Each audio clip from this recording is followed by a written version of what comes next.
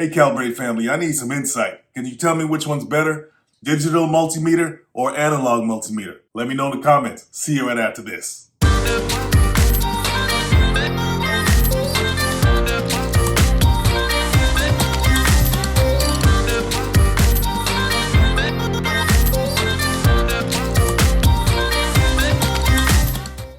All right guys, so we got two multimeters here. One's a digital multimeter and one's an analog multimeter. What's the difference between the two? Well, analog multimeters have been around much longer than digital ones, and basically it relies on what's called a galvanometer. That galvanometer has a moving coil that moves the needle based on the amount of electrical current passing through it. So if you want to think of it like a speedometer on a car, the faster you go, the more the needle swings to the right. Well, in the case of an analog multimeter like this one, the more voltage or current that passes through it, the more the needle's going to swing or react as well. So the coil galvanometer is basically the heart of the analog multimeter.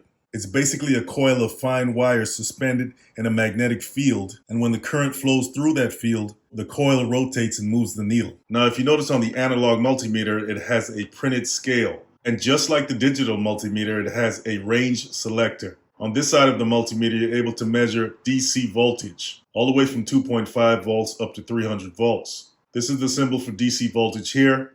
On this side, you're able to measure AC voltage from about 10 volts all the way up to 300 volts as well.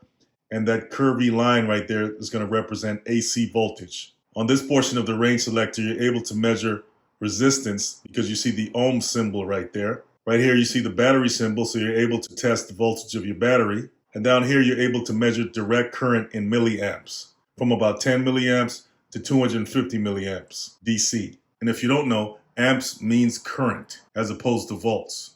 And down here it says 300 volts Cat 2. That just means that the multimeter is safe for measuring single-phase AC loads, basically appliances or tools plugged into sockets or wall outlets. Now there is Cat 3, which is panel boards, and even Cat 4, which is outdoor lines. But there's a special cap that you have to put on your leads before you test those two categories. But as for Cat 2, you're fine. Anything over Cat 2 needs a shield or you risk an arc flash. Now the scale is basically comprised of these arcs of different colors. When you're measuring resistance, you want to use the green scale. As you can see, it has the ohm symbol in green right here. And notice that it reads from right to left. The black and red scales, you can measure AC and DC voltage. And this portion of the scale tells you right here if your battery is good or bad. Now, the digital multimeter came around in the 70s and 80s. And since then, most people tend to use this one over an analog. Instead of a moving needle, the digital multimeter converts the electrical signal into a digital number that's displayed on an LCD screen. But underneath all of this is actually an analog to digital converter, and that takes the signal and converts it to that digital number that we see on the screen. The main differentiators between the two is that the digital multimeter has an LCD screen and an ADC, analog to digital converter, which is pretty much the brain of a digital multimeter. One good thing about digital multimeters is that they have an input protection circuit, which are basically fuses and diodes, so that if you accidentally connect to the wrong terminal or you exceed the rated voltage, the meter will survive. Analog meters don't have as much protection. And in some digital multimeters, it automatically selects the range you need to be in. They call it an auto ranging feature. Now, just to be clear, auto range doesn't mean that you don't have to use the selector. It means that the meter will automatically select the correct measurement range within a specific function like voltage DC or voltage AC. You still have to use the selector to turn it to that function. And then from there, it'll figure out what the reading is. Say, for example, 2 volts or 200 volts, without you having to manually select 200 or 20 or whatever on that function or section. Now, they do have higher end meters that can actually sense whether the input signal is AC or DC automatically. But even those still require you to, at minimum, select the category. So as far as the comparison between the two, if you go head to head, when it comes to accuracy and resolution, the digital multimeter is going to win. A good digital multimeter is going to give you readings accurate to within plus or minus 0.5%, or even less than that, which is pretty good. Basic models are around 1 to 2%, and the display gives you an exact number. There's no guesswork as opposed to the analog. Analog meters are typically accurate to within 2 to 5% at best, and a lot of times that depends on your eye, because you're going to have to look at the scale markings. And that's going to be interpreted differently by different people with the needle at the same position. And that's what's called parallax error. It's actually a real problem when it comes to accuracy. Another downside to analog meters is that there's a steeper learning curve. You got to know how to understand which arc to read, how to zero the ohm scale, and how to estimate the different values. But there's one area that the analog meter is superior to the digital meter. Because the analog meter is basically a mechanical system, it can respond in real time to changes in the measured signal. So if the voltage is fluctuating on your load, the needle is going to dance back and forth. And that's going to give you an actual visual sense of how your signal is behaving. For example, if you need to monitor the charging of your battery, especially if it's a slower charge, or let's say you're doing alignment work like RF tuning or radio frequency tuning, as it's called. Anything where you're adjusting a circuit to resonate or respond to a specific frequency. You definitely can't monitor that with a digital multimeter. Now, you can take samples of a signal with a digital multimeter and it'll update the display a few times per second. But if that signal is changing very rapidly, the digital multimeter can miss those peaks and display inaccurate numbers. Now, if a signal is changing slowly, that's okay. But if it's going pretty fast, the analog meter's needle is going to be more accurate to capture those kinds of signals. Most basic analog meters measure AC voltage using a rectifier circuit, and that converts AC to DC in order for the meter to move. It can't use AC to measure AC voltage because the needle would just go back and forth like that, or it'll just stay in one spot and vibrate like this. So it has to convert it to DC first. That works okay for around 50 to 60 hertz.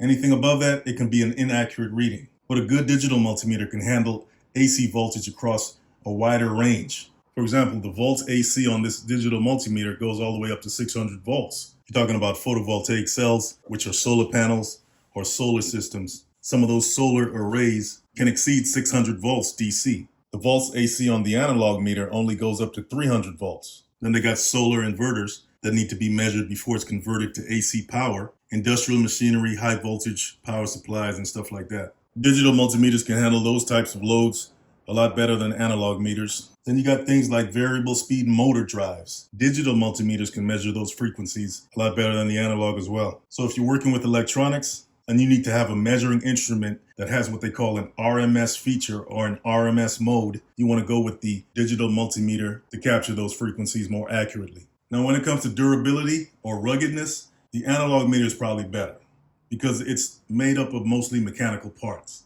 There's no batteries to drain it. There's no digital circuitry that'll get messed up if you drop it or it gets slightly smashed or something like that. Definitely got to have a battery for the digital multimeter to work. Now let's clear something out about analogs and batteries.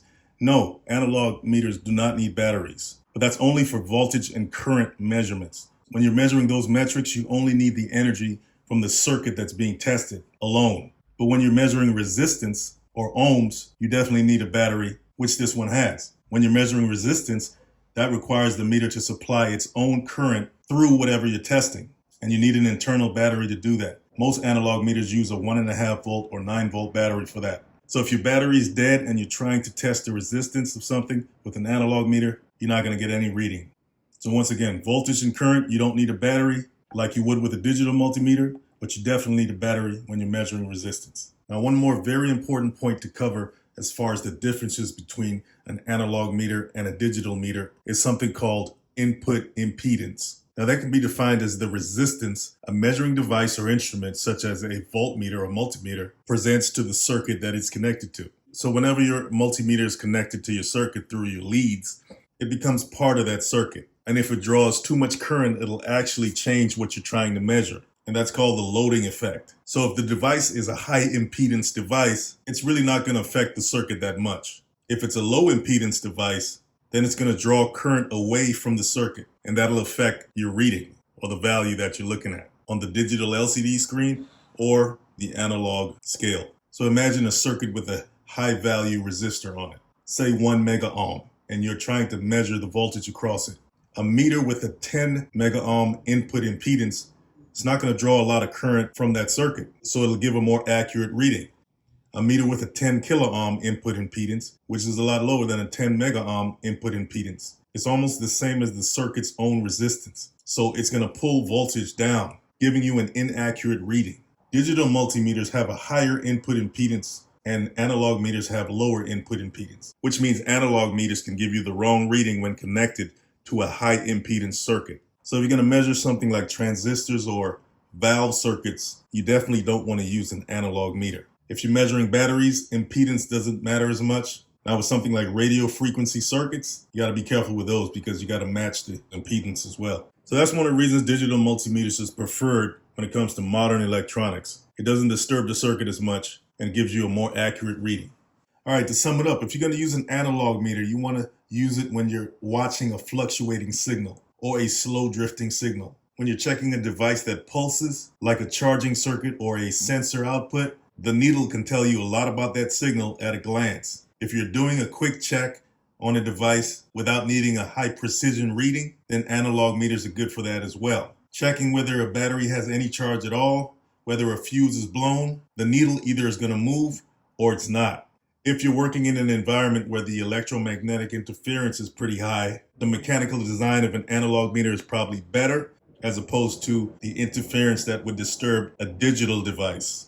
Now you want to use a digital meter when you need precise measurements like resistance values, exact voltage readings for troubleshooting. You're going to need the accuracy and the resolution of a digital multimeter. If you're working on modern electronics, circuit boards, microcontrollers, sensors, the high impedance that we just discussed of a digital multimeter is critical if you want to avoid loading the circuit. Safety features like overload protection, category ratings, audible continuity, a modern digital multimeter is what you need. Variable frequency drives, inverters, switched mode power supplies. You're going to need that true RMS mode or capability that comes with a digital multimeter. All right, guys, so you got the pros and cons of a digital multimeter and an analog multimeter. You want to support the channel? Check out the links below. See you in the next one.